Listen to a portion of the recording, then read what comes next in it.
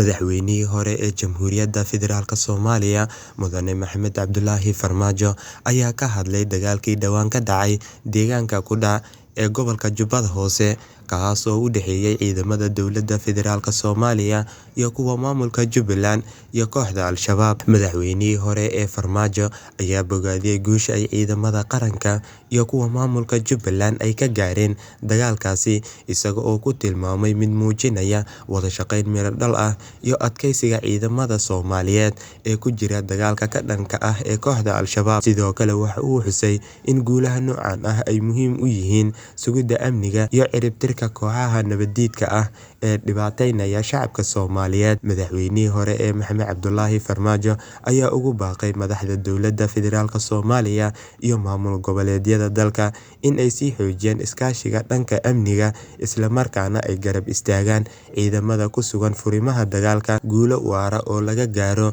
la dagaalanka kooxda Al-Shabaab. Ugu dambeyn, madaxweynihii hore ee Soomaaliya ayaa shacabka Soomaaliyeed ugu baaqay inay taageeraan ciidamada qalabka sida, kana shaqeeyaan midnimada iyo wadajirka iyo difaaca qarannimada ee dalka. Xuseen Maxamed, Garsoor TV, magaalada Muqdisho.